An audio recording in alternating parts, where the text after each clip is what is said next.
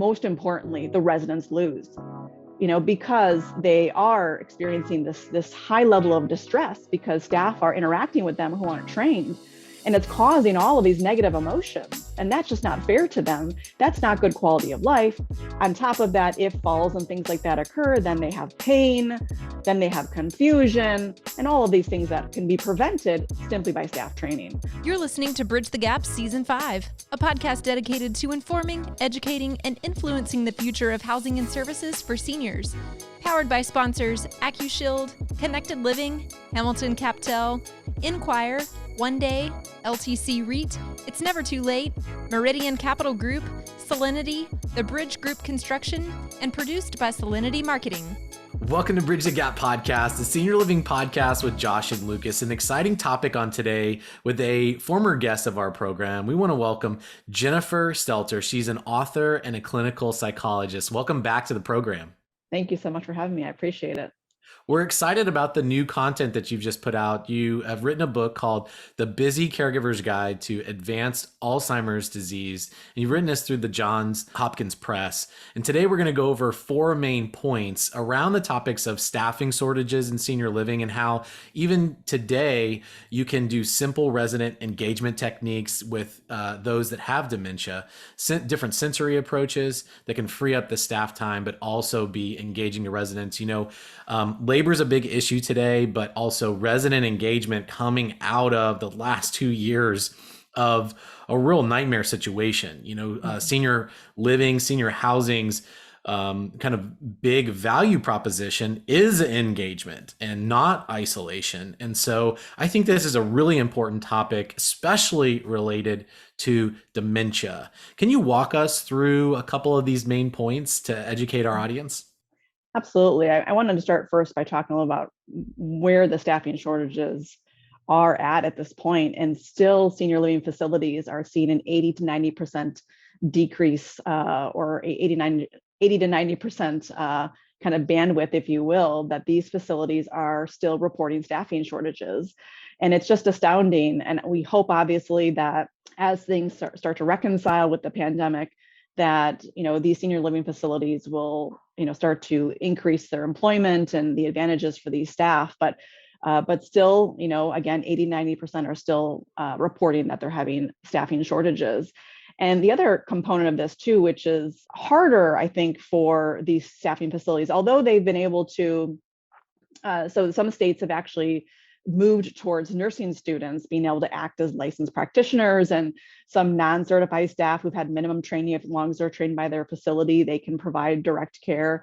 I think that's great for this issue with the staffing shortages, but really the problem is these individuals who are not yet fully trained in their own education and experience, and they're coming on and they're providing direct care, they're going to be at a loss as well of what to do with individuals, especially if they have dementia.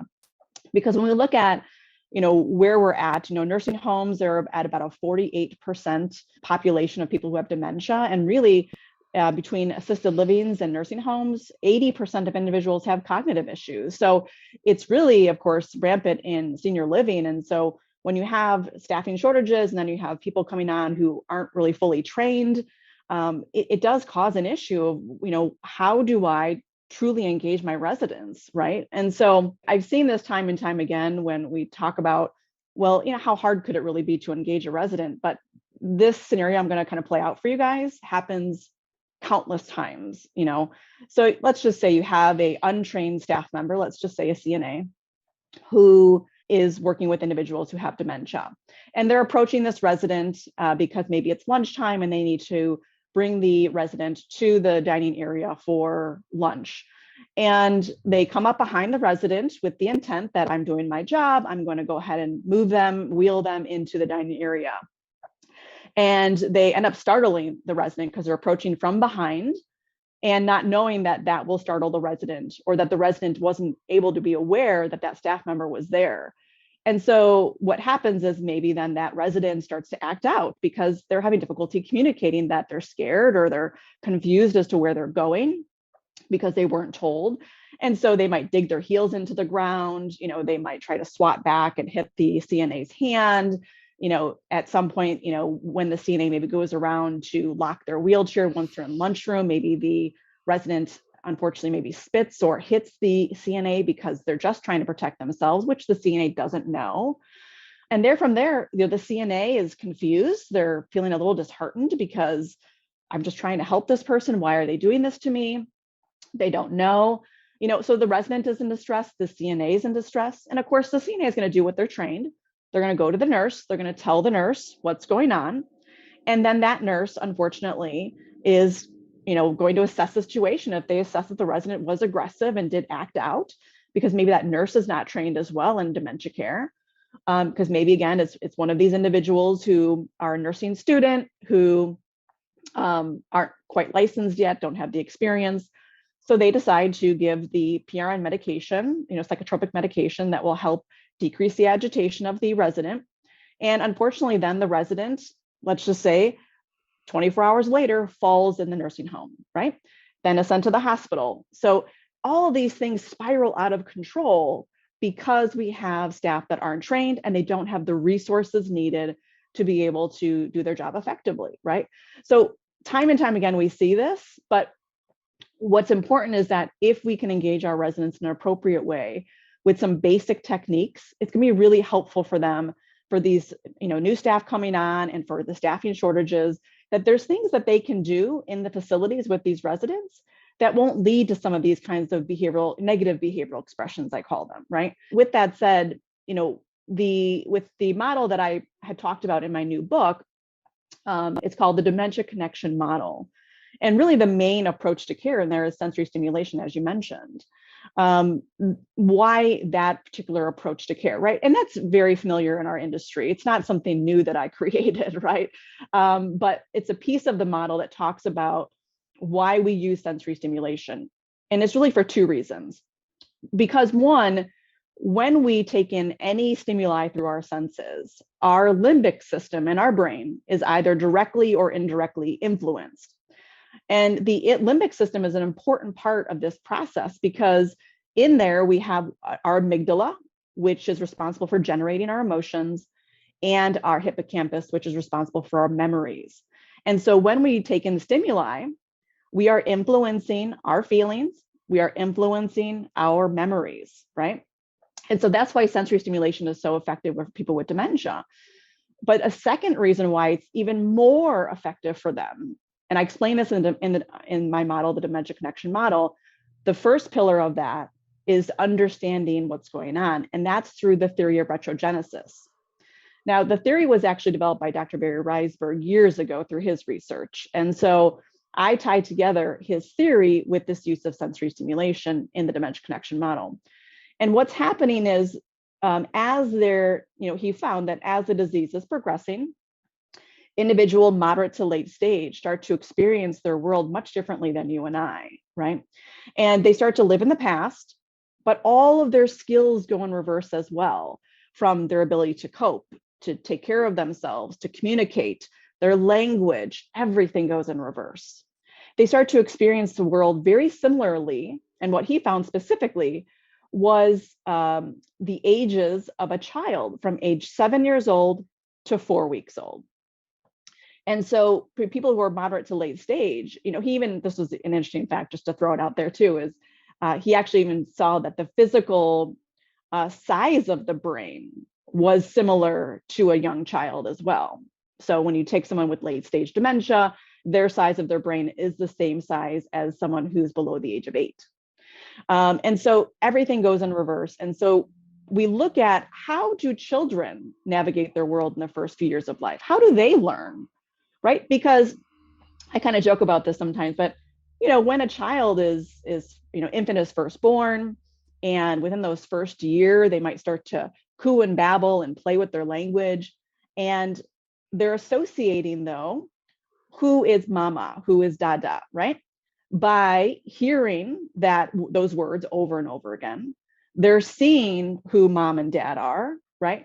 And they can smell them as well. So these are different senses that they're taking in information, and they're learning through those senses what's in front of them and how to navigate, right? They didn't pick up a book, right? Here's the joke, right? They don't pick up a book and they read about it and say, oh, this is my mother. Okay, now I know to call her that, right? They don't do that. They have no concept of that. They can't even read, right? So the idea here is, because we know people with dementia are going to go back into an earlier state, they're going to learn differently by using their senses, just like children do, because the theory does prove that that's what has occurring essentially. So they're going to use what they see and hear and taste and touch and smell to learn now how to navigate their world, how to communicate, all of those things, right? So that's also why sensory stimulation is so important, because that's going to be their main source of connecting with you as the caregiver, or connecting with the staff, whomever's in front of them. Even their, if they have a roommate or whatever it might be, that's how they're going to connect now. So it's really important that through sensory stimulation that we're focusing on this to being positive. What's positive for this person versus this person, right? And as long as we are continuously flowing in this positive stimuli, this will influence positive feelings and positive memories, right? And that's where the connection comes in. That's why I call it the dementia connection model, because it's really about connecting that individual to the caregiver, to the staff member, to their environment, right? Where it's a win-win for everybody. If your resident or your loved one is happy, you're happy, right? If your loved one or resident is happy, their roommate's happy, their friends are happy, whomever is in the community, those kinds of things too. When we talk about this idea of what are things that, with the staffing shortages, what can staff do to engage residents so that way they're not having to be side by side with these residents all the time, trying to engage them, because they've got things they've got to do too, right? So the reality is that there are a few things that they can do that would allow them to set up what the person would do, the resident, as well as be able to, from afar, monitor the residents. We never don't want to monitor the residents, of course we do, but maybe they could get some of their documentation done, maybe some cleaning done, maybe it's a nurse passing medications, those kinds of things where they can observe the residents from afar after they've been set up with things to do that are sensory based. Hey, senior living influencer, we have an event for you. So many of you have heard about our VIP Ignite experience, and it is time for you to request your invite. It's going to be in Nashville, August 28th through the 30th, and you are not going to want to miss this event. Join us for Dream Again. Check out VIPIgniteExperience.com to request your invitation. We hope to see you there. I'm sitting here as an operator, and I'm thinking of our listeners, which are, a lot of people out all across the country operating these communities, or in the communities actually doing this work. As you know, our industry is, for the most part, state regulated. And this idea of, some states don't even have standardized training. They just kind of say a certain number of hours have to be on a core of dementia training, but then other states don't even have that. So right. I can imagine our listeners right now are sitting there thinking, wow, this is so good. We need to do this. How do we do this with all of our team members, and how much time should I dedicate to adequate training, not just meeting a minimum standard, but how much time should I be devoting to every new team member as they come on board, and then annually kind of thereafter, to do this and make sure everybody's really equipped, because obviously that means better quality of care, and they're probably going to be happier in their job too. So maybe we lower turnover, we increase occupancy, we improve quality of care. So I say all that to say, what do you see as, for that operator, how much time should they be designating for this type of training for their team members? Sure. I think it's definitely something where it should be ongoing. I know some states, and as you mentioned, some states don't have this, but some states there's an orientation requirement within a certain period of time, and then there's annual requirements thereafter, right? And then, like you said, there's some states that don't have anything at all, which really I think is a detriment to those residents, and of course the staff as well. There's some core areas that I think really need to be at someone's forefront when they're going to train. And roughly that takes probably about 6 to 8 hours of training to cover those areas. I think definitely what we can get better at as an industry is training that staff before they hit the floor. And I know there's not always time for that, but unfortunately what happens is that scenario that I gave earlier, why is that a detriment to everybody? You know, I'm going to start with kind of the operators, like you mentioned. It's a detriment to the operators in their facilities because when you have unnecessary falls, right? And you're using unnecessary psychotropic medication that can be proved because there were no non-pharmacological techniques used before, right? You've got a hospitalization on your record. You're talking your quality measures are going to plummet. If this is a case scenario that happens repeatedly, you know, you're going to go ahead and have your quality measures plummeted. And then your 5-star rating goes down in skilled nursing, right? And so it's a detriment for them because those staff are not trained before they hit the floor, right? It's a detriment to the staff because then they feel incompetent because they want to do right. You know, the CNAs, the nurses, and other senior living staff, they want to do right. And when they can't because they don't feel properly trained or supported, they leave. They want to quit their job and go on do something else or go to another company that will give them that training, right? Because it's important that we invest in our staff so they feel like they're being taken care of. So they lose if we don't do that. And of course, most importantly, the residents lose, you know, because they are experiencing this high level of distress because staff are interacting with them who aren't trained. And it's causing all of these negative emotions. And that's just not fair to them. That's not good quality of life.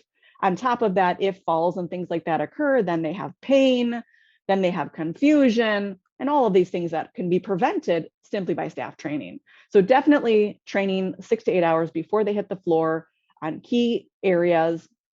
And then annually thereafter, there needs to be refreshers because this industry keeps growing. We keep learning about this disease. There's still no cure, but the research that still comes from it is valuable to individuals to stay up to date on their information. And I just want to say too that, you know, through the building of my model and things like that, my company NeuroEssence, we're building out an institute called the Dementia Connection Institute. And people can look at our website, dementiaconnectioninstitute.org, and find us there. We're building out a classroom with this required training that's online. You can take it at your convenience, as well as we do live training. So lots to offer through the Institute, and we're excited to launch it in early 2022. So, well, that is great information, and congratulations on that launch. One of another great bit of information is innovation and approaches that are coming down the pike that are already out there that maybe some of our listeners aren't aware of, that are fairly practical, you know, and fairly affordable. And you highlight many of those. Can you give us some examples of that? Absolutely. And I'm going to also point out what senses are we tapping into, because that's important to understand that, because that's got to be at our forefront. What senses are we tapping into? Does this person enjoy it? So it would be considered positive stimuli. And so first I want to talk about, a lot of people may be familiar with animatronic pets, right? And you see kind of one right here, our little cat, and then also, you know, our dog. So actually, Joy for All Pets is one who developed the animatronic pets. Now, if for some reason you don't have access to it being animatronic, you can use any kind of lifelike stuffed animal, okay? I use the word lifelike because we want to make sure that these interactions are served with dignity, right? Because our senior folks deserve that. And so even though in my model, you know, we talk about the theory of retrogenesis and how people with dementia, you know, they're experiencing the world as, you know, very similarly to how children do. We do not treat people with dementia like children, right? But there are similar techniques we can use with the understanding of where they're at developmentally now, but we will always want to approach them with dignity and respect. And so the animatronic pets are great because they're multisensory, right? They're visual. These particular pets, you can hear them, you can turn them on, they're auditory. It's a tactile stimulation, right? And so it's very multisensory in nature. It can also be olfactory too, as you may see here. I'm big into aromatherapy. And so you can actually put a couple of dabbles of the essential oil like lavender on the lapel of the dog, and then you're going to have that olfactory stimulation. And lavender is very calming for the person with dementia. And so you're kind of approaching them in a multisensory respect, where they get that interaction, but also they're staying calm, cool, and collected. And as we know, pets provide that unconditional love, right? And so there's just that connection already that's served based on what pets do for us. Because I know not even now to today, it's hard to get actual certified pet therapists in the facilities still, because some may still be reserved to not bring in that extra, they're being cautious because of COVID, so with that said, they may have not recontacted their pet therapist yet to come back in. So these are a great supplement because you can do this morning, noon, and night, and it's a one-time cost. You're not continuously paying a pet therapist or trying to book them, if you will, if they're for free. So with that said, the animatronic pets are a great way to be multisensory. I mean, I have worked with people with dementia and offered these to them, and they could sit for hours brushing them and talking with them and taking them on walks and all those kinds of things that they love to do with them. I would suggest a training in this, just because there are questions that might be thrown your way from the resident that may catch you off guard, and how do I respond to that, right? So a good training would be beneficial with that. But when you are, just some basics, when you're approaching them, you want to show them the pet and look at their facial expressions, their body language. Do they seem to want to interact with the pet? If they don't, maybe A, they don't like pets or that particular pet, or B, they're just not having it right now, or they're just not into it. So you don't want to force it upon them, but it's always important to show them that and then say, hi, can you help me with taking care of my pet? Can you watch her for a while? Things like that. So that way they know to interact with it. And that can go, all too while we see residents kind of congregating around nursing stations and facilities, so that can easily go on a nursing station. It can go on a couch of some sort, or even on the resident's lap, and they can interact with it, which is a lot of fun. So the other thing I want to mention too is very similar to the pets is dolls, right? And so infant doll therapy, I know it's controversial still, which I think is a shame, because infant dolls can provide so much interaction. It's very multisensory in nature, just like the pets, where it's visual. Some are auditory in nature, where some dolls that you get them can make noises. We just recommend stay away from ones that cry, because nobody likes that. That can be distressful. And so with that said, it can be visual, it can be auditory, but again, it could be olfactory. If you decide to put a couple of essential oils on the baby's clothes, you get that olfactory sense as well.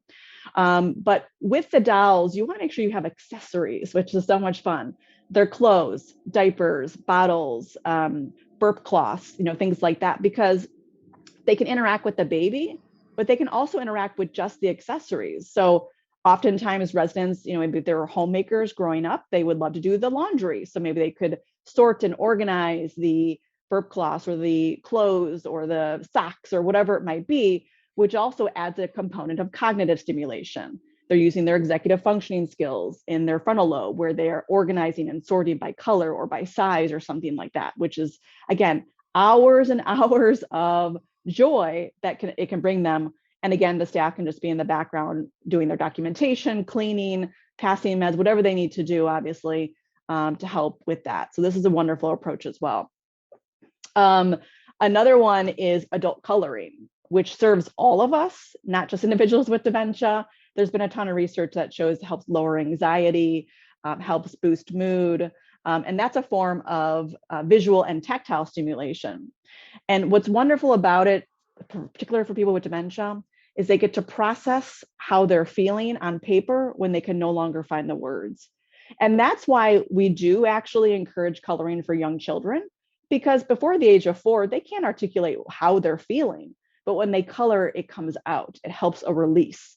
And so in the research that they found with people with dementia, it provides that same resource where they can divulge and process those feelings on paper or through their craft, if they're painting or whatever it might be, in terms of an art project. But as long as you have the supplies there that are appropriate for them, and the things that they're coloring or that they're drawing are appropriate as well, meaning not cartoon-like that a child would play with, right? We don't want to do that. But if it's a nice vase, maybe picture, or it's a scene of a beach, or maybe a countryside, something that they can identify with from their history, they could spend, again, an hour, 2 hours doing that and really have a lot of joy from it, which would be helpful as well.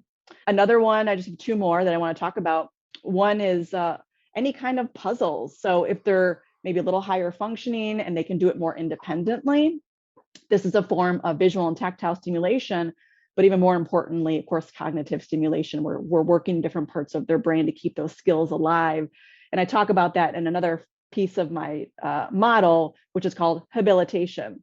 And it's really about trying to reinforce those skills that are still there over and over again so they keep them longer, right?